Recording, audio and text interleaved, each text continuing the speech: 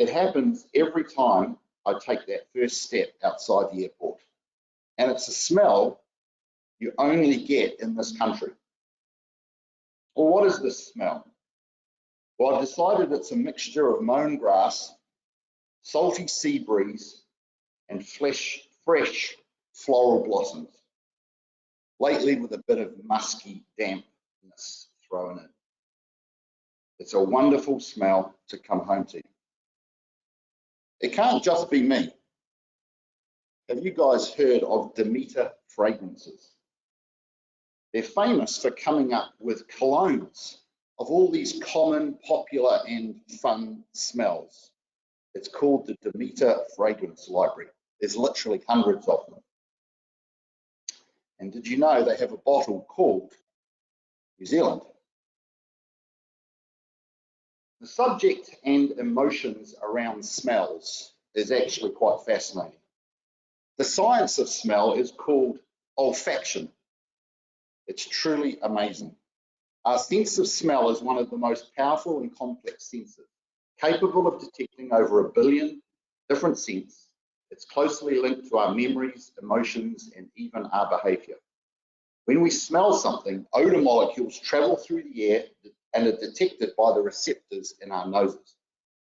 These receptors send signals to the brain, which then interpret the information and allow us to identify the scent. Recent research has shown that our sense of smell can even have an impact on our health, as certain scents have been found to alleviate stress, improve sleep quality, and even boost cognitive function. Overall, the science of smell is a fascinating area of study, and with far-reaching implications for our understanding of the brain, behavior, and well-being.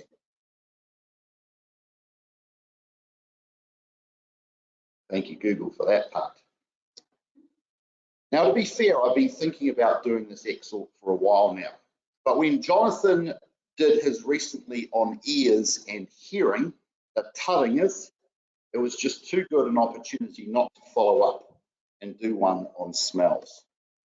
And there, the challenge is now laid out for all the brothers out there. Will we get through exhorts on all the senses for the rest of the year?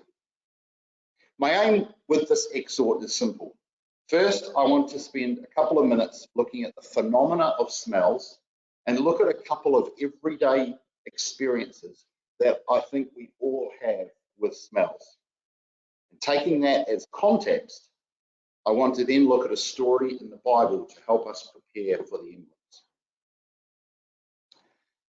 Did you know that the Bible is filled with stories and references from Genesis to Revelation that talk about smells?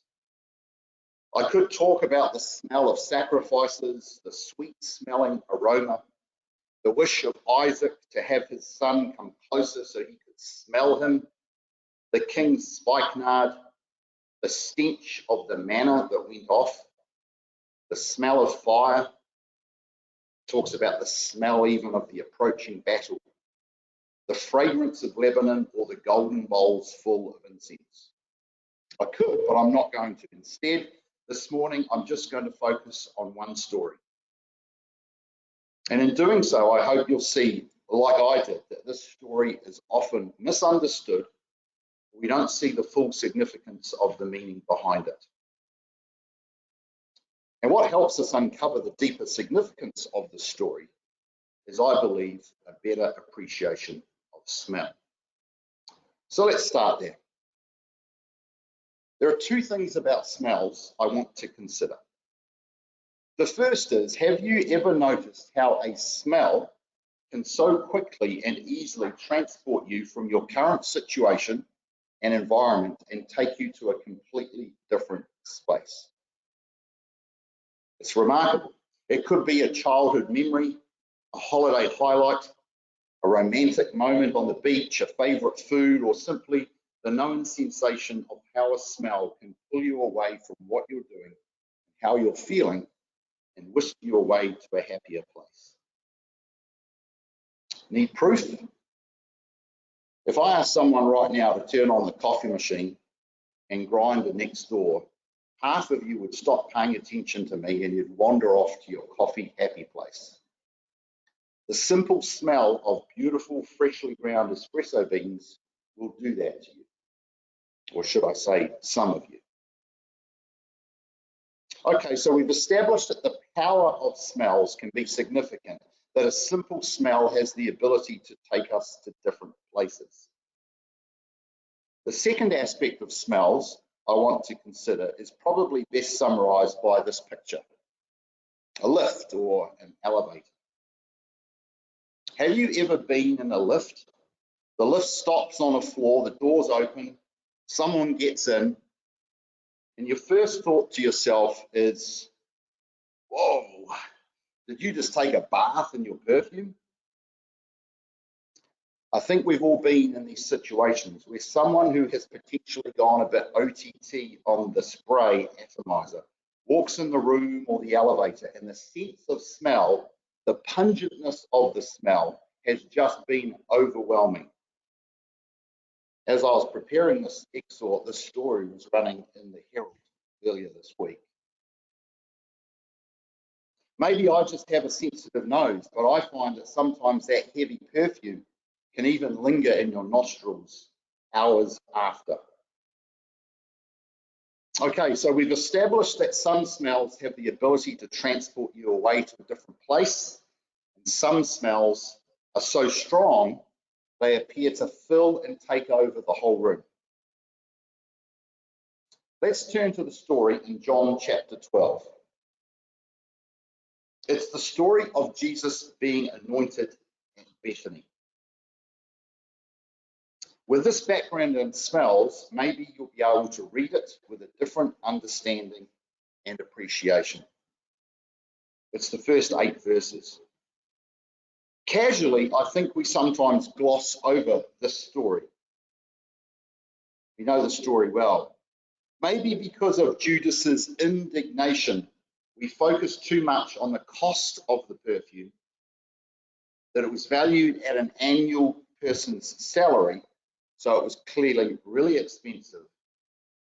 And maybe we conclude the lesson is Christ was precious, so Mary wanted to show everyone that he was worth it.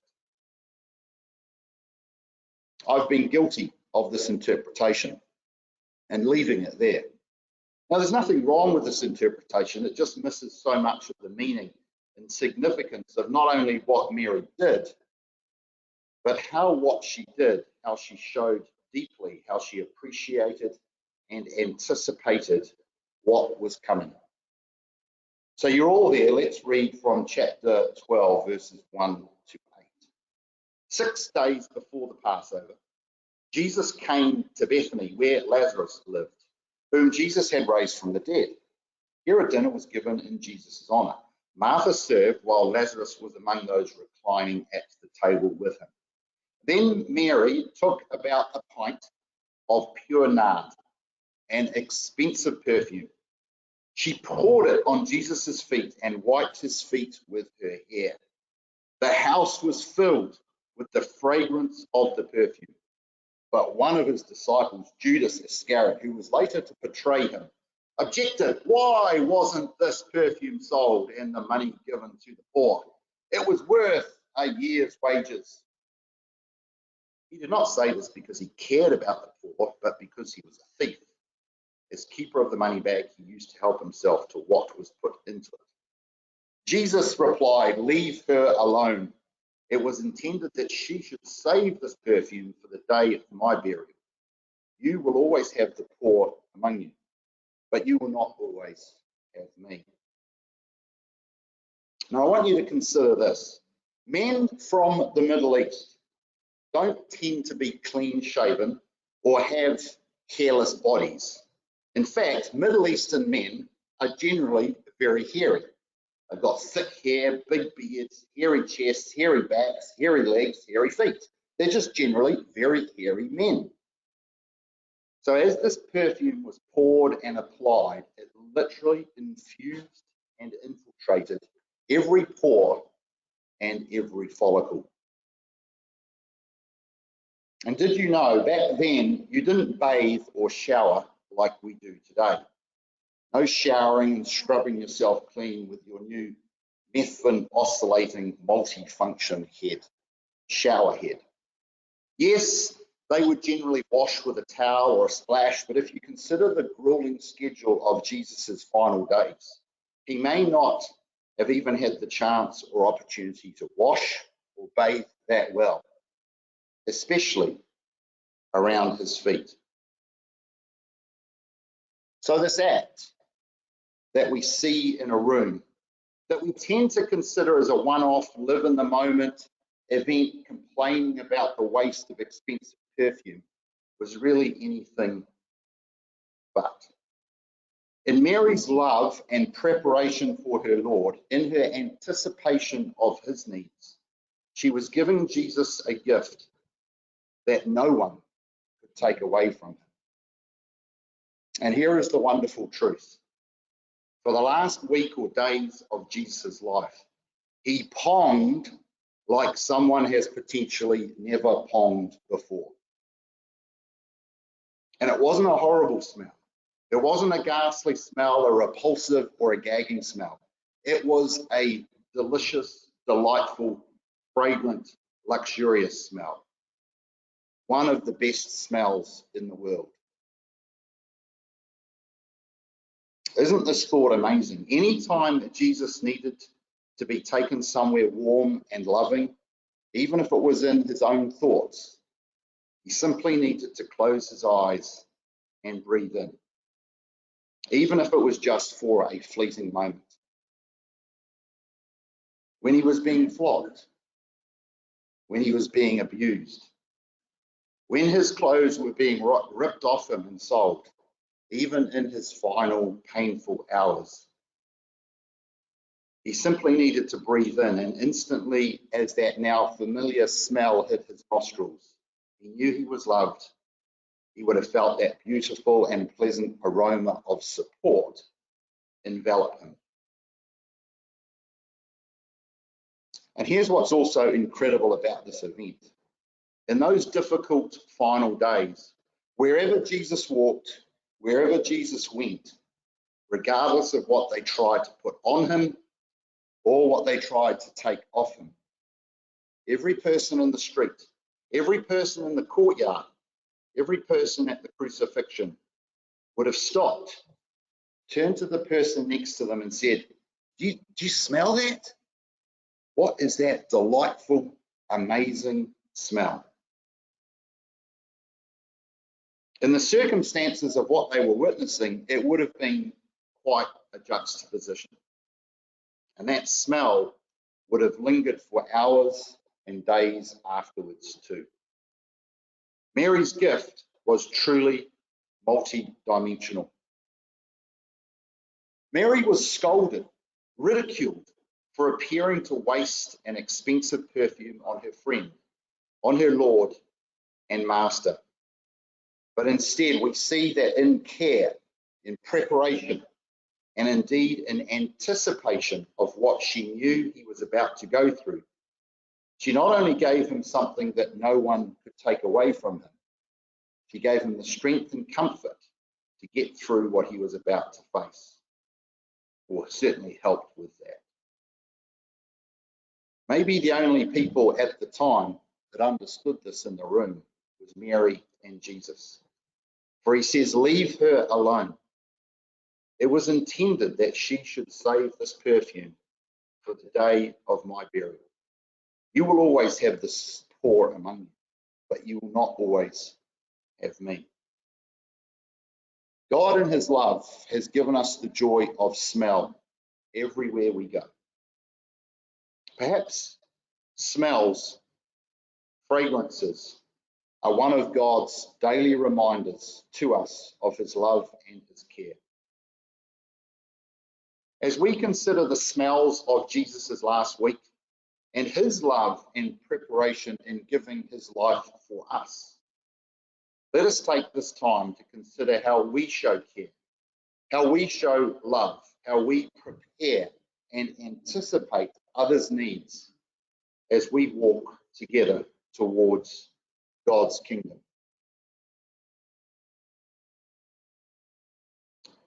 In yesterday's readings in 2 Corinthians chapter 2, there is a beautiful verse that we can now reflect on, and it's a beautiful challenge and responsibility that God has provided us in these emblems before us. It's 2 Corinthians 2, verse 14. And the whole of 2 Corinthians 2 has multiple references to fragrances and smells. But 2 Corinthians 2, verse 14, I'm going to leave now. And I'm reading from the New King James Version.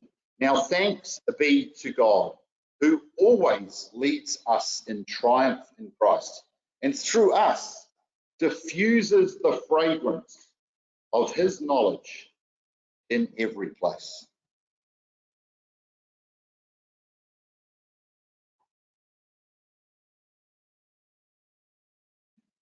Thank you, Brother Nick. I was a bit worried where you're going with the elevator reference.